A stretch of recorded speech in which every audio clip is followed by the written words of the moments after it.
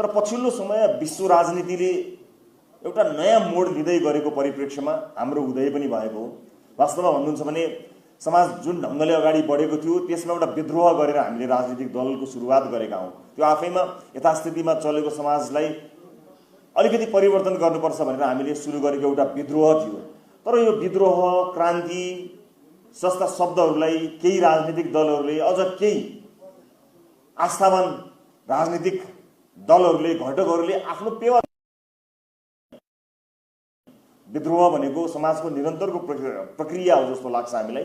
त्यसकारणले हामीले एक किसिम शान्त पनि हुन सक्छ भन्ने कुराको हामीले सुरुवात शङ्खनाद गरेका हौँ। त्यसैलाई निरन्तरता प्रदान गरेर एउटा सही ढङ्गमा राजनीतिलाई लिएर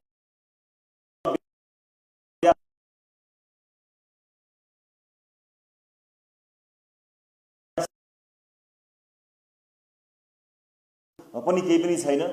खालि एउटै मात्र सपना थियो कि लिडरसिप एकाडेमीको विषयलाई चाहिँ अलिकति मैले सपनाको रूपमा अगाडि सारेको थिएँ जलेश्वरबाट। यहाँहरूलाई म स्मरण मात्र गराउन चाहन्छु। नेताका रूपमा एउटा मान्छे पार्टीको कुन तहमा पुग्छ, सरकारमा कुन तहमा पुग्छ, त्यो कुनै ठुलो कुरो होइन। कोही पार्टीको सदस्य कुनै पदमा रहला, सहमन्त्री, महामन्त्री, सभापति, उपसभापति कुनै पनि पदमा रहला, त्यो ठुलो कुरा होइन। सरकारमा मन्त्रीका रूपमा रहला, प्रधानमन्त्रीको रूपमा रहला, त्यो पनि ठुलो कुरा होइन।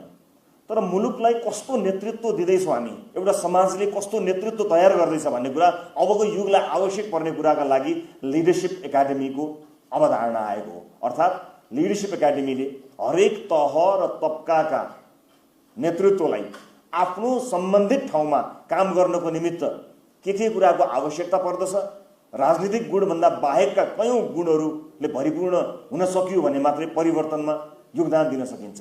त्यसकारणले कसैलाई लाग्ला म पार्टी सभापति बन्न, मन्त्री प्रधानमन्त्री बन्न, जीवनलाई त्यसैको उद्देश्यमा लागेर हिँडेको हुँ भन्ने कसैलाई लाग्छ भने त्यो कम्प्लिटली त्यो एउटा भ्रम मात्रै हो। म जीवनी लेख्न हिँडेको होइन, इतिहास नै लेख्न हिँडेको साथी हो। त्यसकारणले जीवनीमा मलाई जीवनीमा त्यति इन्ट्रेस्ट छैन। जीवनीमा इन्ट्रेस्ट हुने भए त कुनै ठुलो कुरै हुँदैन थियो। तर जीवनी लेख्नु कुनै ठुलो कुरो होइन। हामी जहाँ छौँ त्यहाँ उभिएर भन्नुपर्दाखेरि हामी इतिहास लेखिने ठाउँमा छौँ। तपाईँहरूलाई मैले भन्ने सन्देश पनि यही नै हो कि जीवनी लेख्ने यात्रामा तपाईँहरू हुनुहुन्न।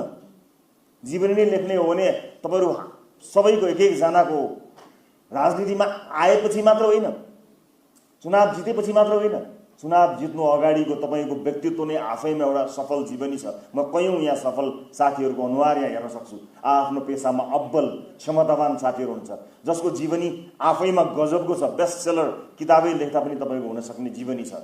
तर म फेरि दोहोऱ्याएर भन्छु साथी हो, हामी जीवनी लेख्ने यात्रामा हिँडेका होइनौँ, हामी इतिहास लेख्ने यात्रामा हिँडेका हौँ र इतिहास लेख्ने नै हो। यसको अध्यायको सुरुवात हामी गर्दैछौँ। त्यसकारणले यी प्रशिक्षणहरू हामीलाई चाहिन्छन्। त्यसका लागि केही कमिटमेन्ट चाहिन्छ। मलाई थाहा छैन मेरो यो भनाइले तपाईँलाई सोच्न कति सघाउँछ कति सघाउँदैन मलाई थाहा छैन। तर मेरो चाहना चाहिँ के छ भने यो भनाइले तपाईँलाई सोच्नमा काहीँ न काहीँ मद्दत गरोस्, काहीँ न काहीँ सघाओस् भन्ने उद्देश्यले मात्र म अन्तर्मनबाट केही कुरा बताउन चाहन्छु। जानेर नजानेर, रहरले लहरले जे जस्तो कारणले भए पनि हामी आइ त गयौँ राजनीतिमा, चुनावमा पनि उम्यौँ। नेपाली जनताले परिवर्तन गर तिमीहरू भनेर हामीलाई ऐतिहासिक जनमत पनि दिए र हामी त्यो जनमतको सम्मान गर्दै संसदसम्म आइपुगेका छौँ।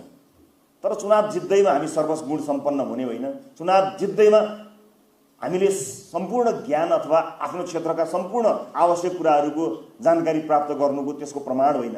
निर्वाचन आयोगले निर्वाचित भएको सर्टिफिकेट हातमा थमाइदिनु भनेको तपाईँलाई सर्वगुण सम्पन्न राजनीतिज्ञ भनेर दिएको सर्टिफिकेट चाहिँ पक्कै पनि होइन। चुनाव मात्रै जितेका हौँ हामीले, अर्थात् सुरुवात मात्रै गरेका हौँ। सम्झनुहोस् त, जब यो देशमा एकदलीय शासन व्यवस्था थियो, पञ्चायती व्यवस्था थियो, निर्दलीय शासन व्यवस्था थियो, त्यतिखेर आज हामीले बेला बेलामा कटाक्ष गरे तापनि ती राजनीतिक दलहरू, चाहे नेपाली काङ्ग्रेस भन्नुहोस्, नेकपा एमाले भन्नुहोस् अथवा विभिन्न कम्युनिस्ट घटकका दलहरू भन्नुहोस्, ती दलहरूले 30 वर्ष अनवरत सङ्घर्ष गरे। त्यस दलका नेताहरूको उनीहरूलाई यो परिवर्तन आउँछ कि आउँदैन भन्ने कुराको कुनै हेक्का पनि थिएन। कुनै अन्दाज थिएन। कति लामो हुने हो सङ्घर्ष उनीहरूलाई थाहा थिएन। निर्वासित हुनु परेको थियो, आफ्ना कलिला बालबालिकालाई छोडेर कतै लुक्दै र भाग्दै हिँड्नु परेको थियो। पढाइको ठेगान थिएन, पढ्ने अवसर प्राप्त गर्नु थिएन, परिवारलाई के खुवाउने भन्ने कुराको सङ्कट थियो। परिवर्तन आउँछ कि आउँदैन थाहा पनि थिएन, तर सङ्घर्ष निरन्तर चलिरहेको थियो। उहाँहरूको जीवन जोखिममा थियो, भूमिगत हुँदै भाग्दै लुक्दै हिँड्नु परेको थियो। 30 वर्ष लाग्छ भनेर होइन, हुन्छ कि हुँदैन थाहा छैन। त्यस्तो शासन व्यवस्था छ, एकदलीय शासन व्यवस्था छ। त्यस्तो व्यवस्थालाई पनि चुनौती दिएर 1 दिन होइन, 2 दिन होइन, 1 वर्ष होइन, 2 वर्ष होइन, 30 वर्षसम्म खाने ठेगान नभएको, बस्ने ठेगान नभएको, परिवारको ठेगान नभएको त्यत्रो सङ्घर्ष गरेर परिवर्तनको यात्रामा होमिएका थिए ती दलहरू। त्यस पछाडि सशस्त्र द्वन्द्व भयो। सशस्त्र द्वन्द्वमा माओवादी पार्टीका नेता कार्यकर्ताहरू, लडाकुहरू यो देशमा परिवर्तन गर्छु भनेर दौडिए, हिँडे। उनीहरूलाई 10 वर्ष लाग्छ कि 20 वर्ष लाग्छ कि हुन्छ कि हुँदैन कि केही कुरा थाहा थिएन, तर अनवरत रूपमा राजनीतिक रूपमा सङ्घर्ष गर्नको निमित्त हिँडे। ज्यानको जोखिममा लागेका थिए। कयौँ नेताहरूको टाउकाको मूल्य चढाइएको थियो। उनीहरूलाई थाहा थिएन परिवर्तन आउँछ कि आउँदैन, कहिले आउँछ भन्ने कुराको उनीहरूलाई हेक्का थिएन। तर ज्यानलाई जोखिममा राखेर जुन अनवरत सङ्घर्ष उनीहरूले गरे,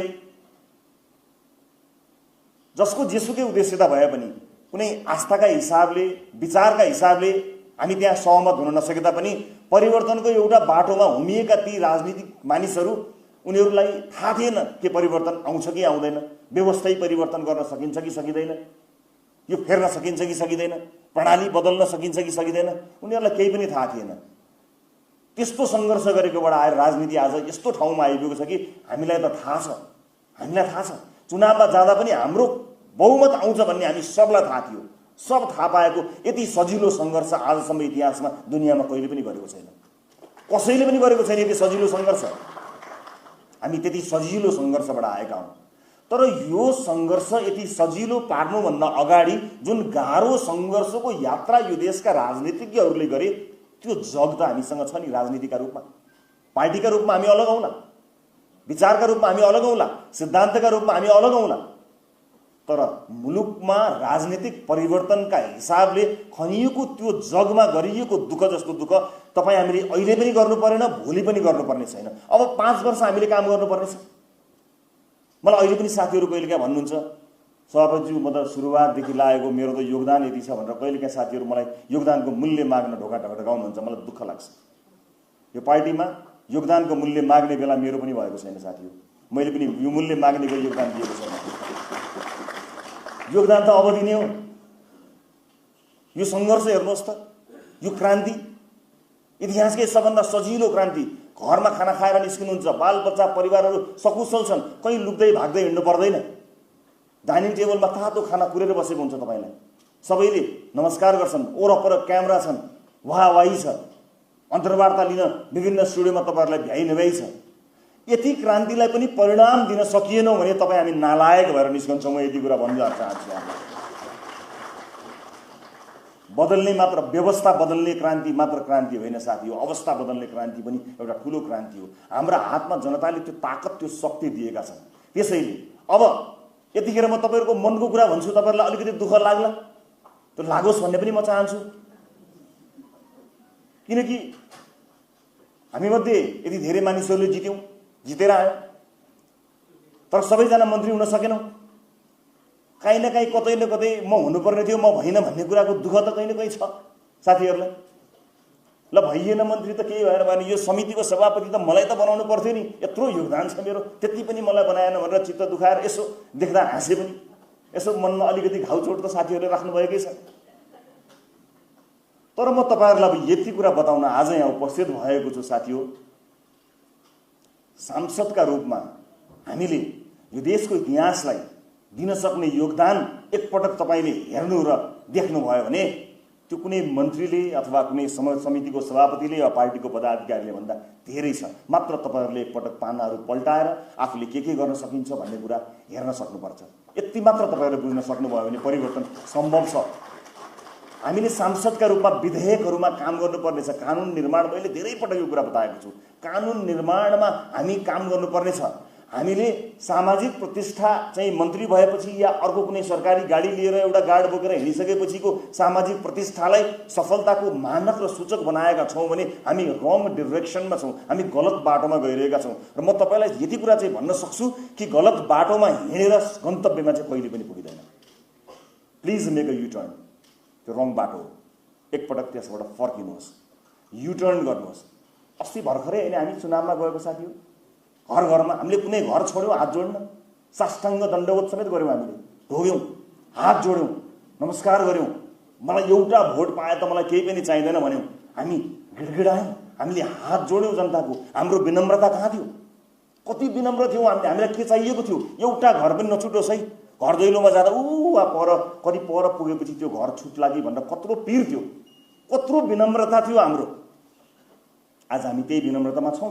2 महिना अघिको कुरा गर्दैछु म, 2 दशकको कुरा गर्दै छैन साथीहरू। र म कम्पेयर गर्दैछु ती नेताहरूलाई जसले परिवर्तन आउँछ कि आउँदैन थाहा नपाई, भोकै प्यासै आफ्ना लालाबादाको भविष्यलाई समेत परवाह नगरी देशको भविष्यका लागि लडे। हो, त्यसमध्ये केही भ्रष्ट भए, केहीले बाटो बिराए, त्यसका लागि करेक्सन गर्ने समय इतिहासले